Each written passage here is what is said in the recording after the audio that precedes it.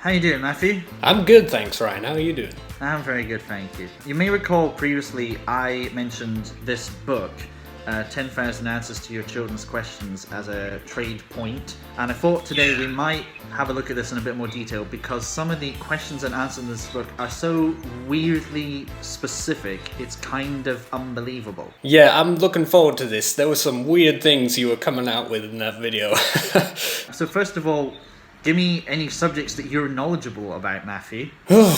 Okay, well, I'm 24 years of age and I don't really have anything I'm knowledgeable in. So let's go with space. Physics. Oh, I found a swastika straight away, so that's a good start. Did they have those in space as well?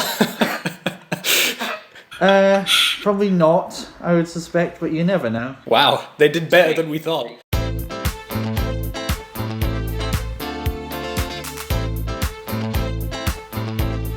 I can't find space, so I'm gonna try physics. Hang on. Okay, well, space was probably more likely than physics, I think, for children. I wasn't aware of the word physics until I was like 23. No, physics isn't here. You're gonna have to try again, I'm afraid. Alright, forget that. That was 2. I mean, you'd think children would ask about space in some capacity, right? Well, maybe they didn't. This book was published in, I think, 1938, so maybe they just didn't know it was a thing back then. They might have thought that the sky was still basically where heaven is. Although the Nazis knew about space, maybe just the Nazi children were asking about space. Nazis. Maybe I need to think about this. From the mind of a child, which shouldn't be too difficult for me. Well, it shouldn't be too difficult for you. Dinosaurs. I still like dinosaurs. Dinosaurs are cool. Electricity, cycling, dramatis personae. What? No, not getting that either. No dinosaurs. No dinosaurs. Utterly bizarre, I'm afraid. You're going to have to try a little bit harder than that. Jesus Christ, I thought that was a good one. Alright, something really simple. Yeah, really simple. A bicycle. Would a child have any bicycle-related questions? Oh yeah, we've got something here, Matthew. Hang on. Cycling. I'll start from the top because there's quite a lot of these. Ball bearings. Why are these placed in the pedals and main bearings of a bicycle? That is a good question. So that friction may be reduced. If there were no ball bearings, it would be far more difficult to propel a bicycle. Have a look at this, by the way. You see that there? Just about. That's just the first page of it, right? And if I turn over like this, there's your second page. That's all about bicycles. That's all about cycling. So we've got punctures, lamps, free wheels. What must I do to calculate the gear of a bicycle? Multiply the number of teeth in the large chain wheel by the diameter in inches of the back wheel of the machine. Divide the result by the number of teeth in the small chain wheel. No child has ever used the word calculate. I'm sorry, but like, how could they have that many questions about bicycles and not a single question about dinosaurs? Cranks. What are the usual lengths? Just making up questions. 6.5 inches and 7 inches. The shorter measurement makes pedaling lighter, but the longer one gives greater leverage and consequently more power. Well, we could have just guessed 7 inches. That's just the go-to response to any question about measurement. It's just a go-to measurement response for you, is it? Yeah, and it's not a lie, alright?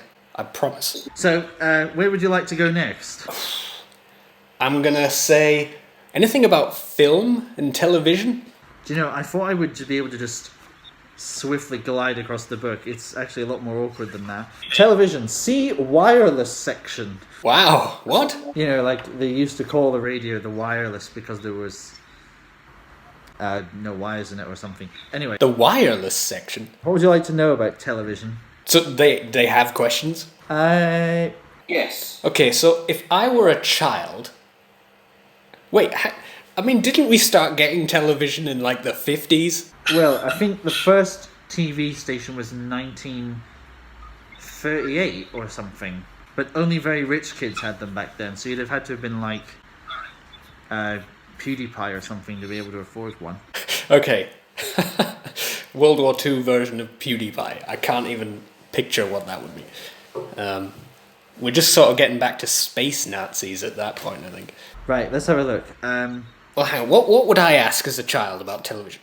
I'd probably ask something like how the screen, like how am I looking at something that's happening somewhere else? I'm just trying to find an answer for you. I'm struggling a little bit with this one. It's not going to be there.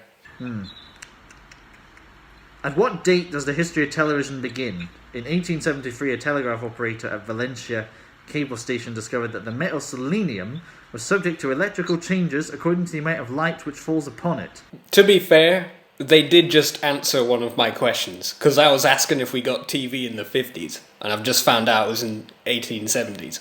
So... Oh, there's a question here that's good. When does Big Ben usually chime on the wireless? When do you think it might be, Matthew? Well, is the theory here that there's sort of like a few seconds delay in its broadcast? I don't think so. Oh, or did Big Ben have its own channel or something? At 10:15 a.m., 12 noon, 5:15 p.m., 6:30 p.m. and midnight, but there are often variations according to the program, which is so weirdly specific. Yeah. There must have been thinking behind that. Any other things you'd like to ask about? Sure. I mean, I remember when I was a child, something I had to ask was like, Dad, why is Last of the Summer Wine always on the effing television? And I still find myself asking that question to this day. Any other stuff you'd like to have me look up for you, or shall I move on to finding random things? To ask you about. Here's a good one, I think.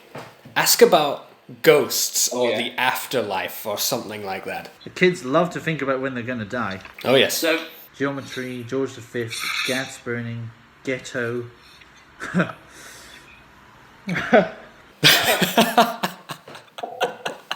Ghetto, to what does this word refer? To the section of a town in which the Jews mostly live. Oh my god, you are having a laugh, Ryan. You are having a laugh.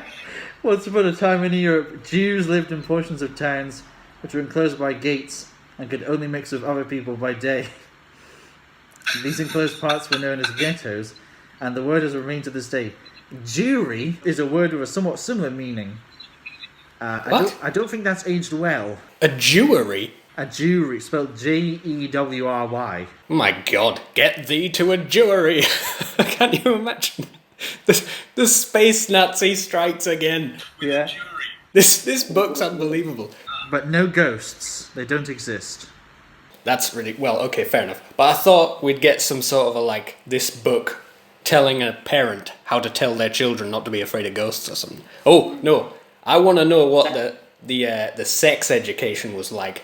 Yes, it's always good to talk about sex. Talk about sex, kids. No. Birds and the bees, Ryan. Let's hear it. Sectional, sextant. Is this a sort of compass? No, it is not a compass, although it is an instrument used at sea. It's fitted with a small telescope and also a horizon glass, and its purpose is to enable a navigating officer to find out the exact latitude of a ship at sea. I'm not seeing any sex here. That's terrible. Maybe it didn't exist in the 1930s. Yeah, I think they hadn't invented it in 1938, to be honest. Nah. I wonder if love is mentioned. Maybe that'll cover it for you. Oh, they do have lubricant. Oh, there we go. That's where all the sex ed stuff is. Any substance which will reduce the friction between the working parts of machinery. Well, I suppose that's one way of looking at it. Yeah, we know what they're talking about. We can use as lubricants grease and oil obtained from animal, vegetable and mineral sources. We're actually reading a book that's explaining like industrial use of lubricant, and we're giggling like little girls about it. Exactly. It doesn't get better than this. No. when was the Nelson Monument erected?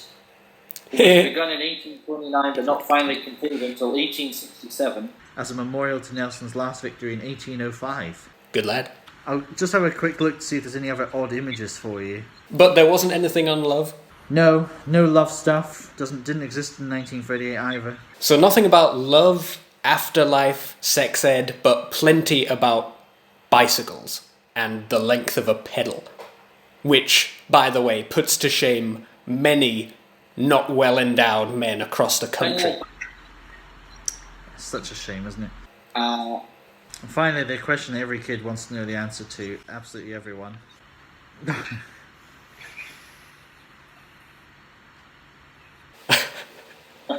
Let's hear it. Demarrage. What is this? Demarrage. It's a thing that you think is there, but it really isn't. Sorry. It's a Jamaican guy discovering a mirage. That's demirage. It's a charge made when a vessel is detained for loading or unloading longer than the time arranged. As another instance, if you received goods by rail and did not unload the truck within a reasonable time, the railway company could demand demurrage, which means make an extra charge for the time the truck stood idle. I have no idea what any of that means. So basically, if like the lorry driver is lollygagging about with your product in the back and he like doesn't unload it in a timely manner, you can claim demurrage on him or something.